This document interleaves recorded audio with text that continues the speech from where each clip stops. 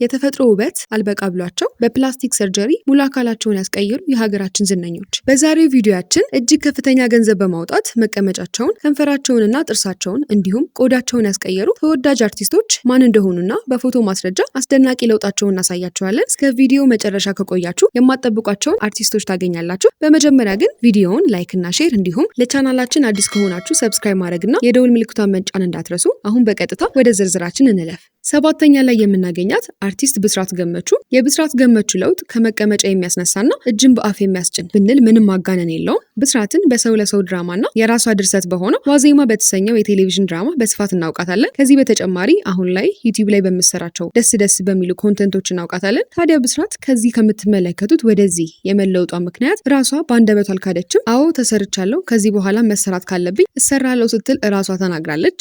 ስድስተኛ አርቲስት አዲስ ዓለም ጌታነህ አሁን ከፊልሙ ዓለም ብትጠፋም በአንድ ወቅት የሰራቻቸው ሳቂልኝ፣ ኳስ ሜዳ፣ ሀናለ እንዲሁም የተለያዩ የአማርኛ ፊልሞች በህዝብ ዘንድ ተወዳጅነትን አስገኝተውላታል። አዲስ ዓለምም ልክ እንደ ሌሎች አርቲስቶች ሁሉ መቀመጫውን አሰርታ የምትመለከቱትን አይነት ለውጥ ልታመጣ ችላለች። አምስተኛ አርቲስት ሀናን ታሪክ ሀብታም ከሚባሉት የሀገራችን ዝነኞች መካከል የምትመደበውና የተንደላቀቀ ኑሮ የምትኖረው ሀናን ይህን ማድረገው አያስገርምም ይሆናል። ነገር ግን ብዙዎች በተፈጥሮም ቢሆን ቆንጆ ናት፣ ምን ጎድሏት ነው ይህን የምታደርገው ሲሉ ይሰማሉ። ሀናን ካደረገቻቸው ሰርጀሪዎች መካከል የመቀመጫ ሰርጀሪ፣ የከንፈር እንዲሁም ደግሞ የፀጉር ትራንስፕላንት ይጠቀሳሉ። እናም በእነዚህ የፎቶ ማስረጃዎች ይህንን ለውጥ በቀላሉ መገንዘብ ይቻላል። አራተኛ ላይ የምናገኛት አርቲስት ሰላም ተስፋዬ ብዙዎች በውበቷ ቆንጆ ናት ወይስ አይደለችም በሚል የሚጨቃጨቁባትና በብዙዎች ዘንድ ተወዳጅ የሆነችው ሰላም ሌላኛዋ አንስት ናት። ሰላምን በተለያዩ ፊልሞችና ማስታወቂያዎች ላይ የተመለከተ እሷን አለማድነቅ አይችልም። ስለ ሰላም የተረጋገጠ መረጃ ባይኖርም መቀመጫዋን የፕላስቲክ ሰርጀሪ እንዳሰራች እንዲሁም በአንዳንድ ሰውነቷ ላይ የነበሩ ቦርጮችን ለማጥፋት ፕላስቲክ ሰርጀሪ እንደተጠቀመች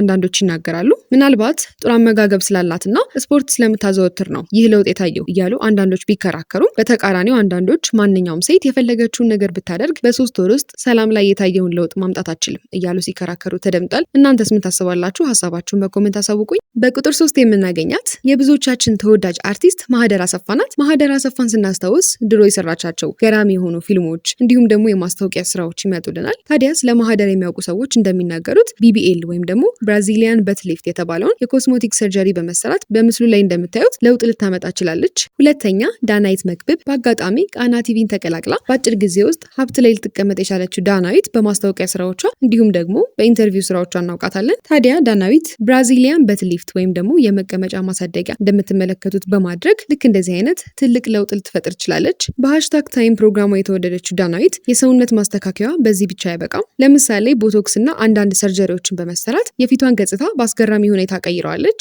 ልክ እንደዚህም ከንፈሯንና ጥርሷን በመሰራት ልክ እንደዚህ አይነት ለውጥ እንዳመጣች በግልጽ በምስሉ መመልከት ትችላላችሁ። ታዲያ አንደኛ ላይ የምናገኛት አርቲስት ማራማዊት አባተ ናት። በበርካታ ፊልሞችና ማስታወቂያዎች ላይ የምናውቃት ማራማዊት በርካታ ገንዘቦችን አውጥተው የተለያዩ ሰርጀሪዎችን ከተሰሩ የሀገራችን ዝነኞች መካከል ቀዳማዊቷ ናት። ማራማዊት በሰርጀሪ ያልቀየረችው የሰውነት ክፍል አለ ብሎ መናገር አዳጋች ነው። በምስሉ ላይ እንደምትመለከቱት ከንፈሯ በፊት ከነበረበት ገጽታ በአስገራሚ ሁኔታ ተቀይሯል። ከዚህ የሊፕ ፊለር ስራ በተጨማሪ ልብ ብላችሁ ከተመለከታችሁ ቦቶክስ ተብሎ የሚጠራውን የፊት ትሪትመንትና ያገጯንም ተፈጥሯዊ ገጽታ በመቀየር የምትመለከቱትን አይነት ቅርጽ እንዲይዝ አድርጋለች። በዚህ ብቻ ያበቃም። ማራማዊት ሄር ትራንስፕላንት እና BBL ከተሰሩ ታዋቂ የሀገራችን ሴቶች መካከል አንዷ እንደሆነች በስፋት ይነገራል። ውድ የቻናላችን ቤተሰቦች እጅግ ከፍተኛ ገንዘብ በማውጣት በሰርጀሪ አካላቸውን ያስቀየሩ የሀገራችን ዝነኛ ሴት አርቲስቶች ዝርዝር ይህን ይመስል ነበር። እናንተስ እነዚህ አርቲስቶች ያደረጉት ለውጥ ላይ ምን አይነት አስተያየት አላችሁ? የተፈጥሮ ውበት ይሻላል ወይስ ሰርጀሪ? የተፈጥሮ የምትሉ ኮመንት ላይ 1 ቁጥርን፣ የሰርጀሪ የምትሉ ደግሞ ኮመንት ላይ 2 ቁጥርን ማስቀመጥ እንዳትረሱ።